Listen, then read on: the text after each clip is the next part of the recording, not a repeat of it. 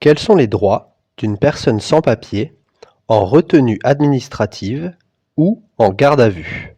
En retenue administrative et en garde à vue, vous avez des droits que la police doit vous rappeler, ce qu'elle ne fait pas toujours.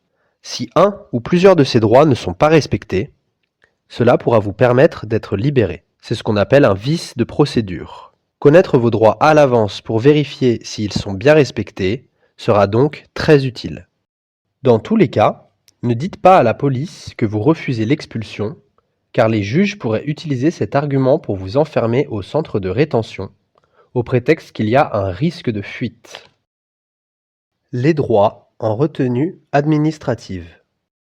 La police doit vous indiquer que vous êtes placé en retenue et que celle-ci peut durer jusqu'à 24 heures. La police doit immédiatement informer un procureur de votre retenue administrative.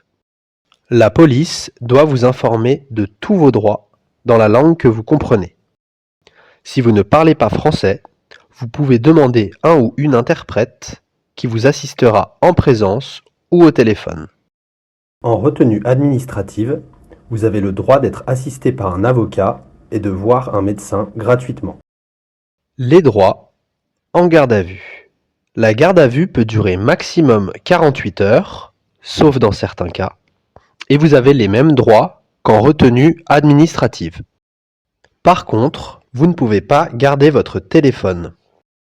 Vous avez le droit de prévenir votre employeur et une autre personne. Vous avez le droit de garder le silence et de dire « je n'ai rien à déclarer ».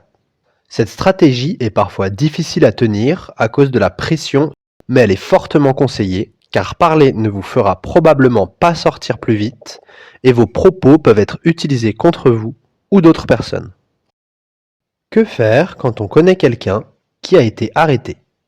Pour commencer, essayez de savoir si la personne a donné un vrai ou un faux nom à la police, et lequel. Essayez de savoir où la personne a été emmenée. Appelez les commissariats, la préfecture ou les CRA. Si possible, demandez à un avocat de le faire, car cela aura plus de poids. Préparez tous les documents qui pourront montrer que la personne a des liens en France.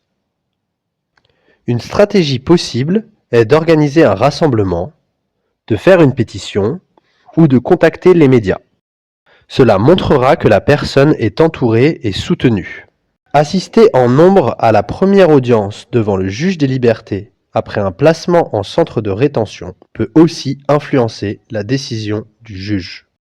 Contacte-nous pour nous aider à améliorer cette vidéo à l'adresse suivante: lyonanticra@riseup.net.